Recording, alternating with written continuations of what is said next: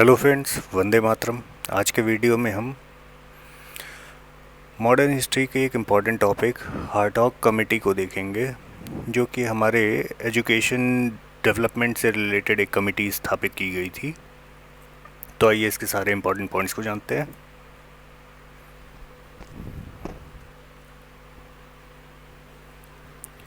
देखिए, हम सबको पता है कि एक सेकेंड काला कलर चूज़ कर लूँ।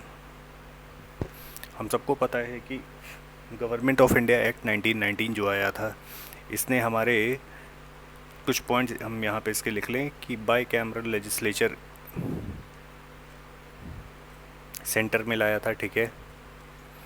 नेक्स्ट मोस्ट इम्पॉर्टेंट जो पॉइंट था वो था प्रोविंसेस में हमारे इसने डायरकी इंट्रोड्यूस की थी। अब देखिए, इसका मतलब क्या है कि जो भी हमारे प्रोविंस के अंदर जितने भी सब्जेक्ट्स हुआ करते थे, जो भी हमारे मान लीजिए प्रोविंशियल जो सब्जेक्ट्स हैं, ठीक, उन सब्जेक्ट्स को दो पार्ट में डिवाइड किया गया था, रिजर्व्ड फिर ट्रांसफर्ड। यही सेम काम जो प्रोविंशियल सब्जेक्ट में डायर की लागू करने वाली बात है, ये 1935 के एक्ट के थ्रू सेंटर में भी होगा, लेकिन अभी फ़िलहाल हम यहाँ पर हार्टॉग कमेटी की बात कर रहे हैं। तो जो हमारा एजुकेशन था वो हमारा ट्रांसफर सब्जेक्ट में रखा गया। अब देखिए, जो रिज़र्व सब्जेक्ट्स थे, ठीक है, ये रिज़र्व सब्जेक्ट्स हमारा गवर्नर जनरल जो होता था वो उसका हेड होता था और नॉमिनेटेड मेंबर्स होते थे। ठीक है। और ट्रांसफर्ड सब्जेक्ट्स का हेड होता था गवर्नर और इंडियन मिनिस्टर्स।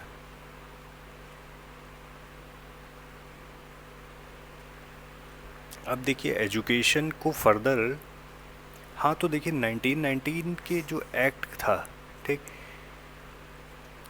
इसने हमारे भारत में हर तरीके से क्या डेवलपमेंट किया इसको रिव्यू करने के लिए, मींस 1919 एक्ट का प्रोविंसेस स्टेट्स में क्या इफ़ेक्ट पड़ा, इसके लिए हम साइमन कमीशन को लाए थे 1928 में, जिसका बेसिकली काम हमारा था 1919 के गवर्नमेंट ऑफ इंडिया एक्ट को रिव्यू करना और जो भी चीज़ ज़रूरी और है उस तरीके के कॉन्स्टिट्यूशनल रिफॉर्म्स को मीन्स आगे लाना।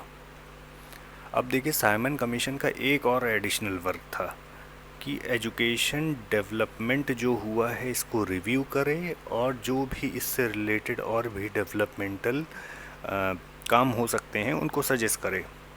तो देखिए, साइमन कमीशन के पास ये जो कॉन्स्टिट्यूशनल रिफॉर्म वाला काम था, ये अपने में ही बहुत बड़ा काम था। तो इसी चीज़ को मीन्स इसी चीज़ की वजह से साइमन कमीशन ने 1929 में एक हार्टॉग कमेटी का गठन किया। ठीक, हार्टॉग कमेटी जिसके लीडर थे हमारे फिलिप हार्टॉग, उन्हीं के नाम पर हार्टॉग कमेटी का गठन किया गया। अब देखिए, जो मोस्ट इम्पॉर्टेंट पॉइंट हमारे बनते हैं, किसी कमेटी की रिकमेंडेशन क्या थी। तो देखिए, इस कमेटी ने हमारी सबसे ज़्यादा क्या किया, जो मोस्ट इम्पॉर्टेंट पॉइंट है वो यही है कि प्राइमरी एजुकेशन पे इसने फोर्स किया। इसने बोला कि देखिए, हमारी जो प्राइमरी एजुकेशन है 8वीं तक की, ठीक, इसमें वेस्टेज बहुत हो रही है, स्टैग्नेशन जैसे केसेस भी सामने आ रहे हैं। मतलब स्टैग्नेशन का मतलब हो गया कि रुकावट। हमारे जितने बच्चे हैं, मीन्स जो कुछ बच्चे ऐसे हैं या बहुत सारे बच्चे ऐसे हैं जो कि आगे ही नहीं बढ़ पा रहे, एक ही क्लास में रुके जा रहे। वेस्टेज ये कि कुछ बच्चे तीसरी चौथी तक पढ़े फिर उन्होंने छोड़ दिया। तो उन्होंने कहा कि प्राइमरी एजुकेशन पे फोकस करना चाहिए और ये जो वेस्टेज और स्टैग्नेशन है इसको किसी तरीके से रोकना चाहिए। बाकी एक और इम्पॉर्टेंट पॉइंट हमारा बनता है कि रूरल जो बेस्ड स्टूडेंट्स हैं, जो जिनका भी ग्रामीण बैकग्राउंड है, उनको मिडिल क्लास जो कि 8th क्लास तक की ही एजुकेशन दी जाए और उसके बाद उनको व्यावसायिक नॉलेज दी जाए, जिससे कि वो अपनी जीवन शैली को आसानी से चला सकें। नेक्स्ट पॉइंट देखिए, इसने भी अटेम्प्ट किए यूनिवर्सिटी एजुकेशन को इम्प्रूव करने के लिए। हालांकि इससे पहले सैडलर आयोग आया था, उसने भी बहुत सारे अटेम्प्ट किए थे यूनिवर्सिटी एजुकेशन को इम्प्रूव करने के लिए। उसने इंटरमीडिएटरी लेवल का भी सुझाव दिया था। नेक्स्ट और मोस्ट इम्पॉर्टेंट पॉइंट देखिए इससे बनता है हमारा कि इसने ये जो हमारी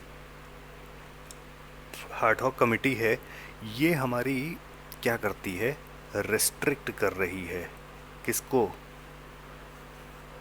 जो लोअर लेवल स्टूडेंट्स है। यहाँ लोअर लेवल कहने का मतलब प्राइमरी और हाई स्कूल से नहीं है, पूरे स्कूल लेवल स्टूडेंट्स है, ठीक। इनको एक तरीके से रिस्ट्रिक्ट करता है हायर एजुकेशन में, मींस यूनिवर्सिटी में जाने से।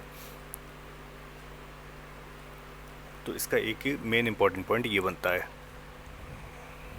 अब देखिए इसका एक लास्ट इम्पॉर्टेंट पॉइंट ये है कि 1935 में central advisory board of education जो हमारा इस्टेब्लिश होता है, वो हमारा इस्टेब्लिश होता है किस कमेटी की, इससे 1929 की हार्ट-हॉक कमेटी के उससे, ठीक, हार्ट-हॉक, ठीक। तो ये थे हमारे सारे इम्पोर्टेंट पॉइंट हार्ट-हॉक कमेटी के। Thank you.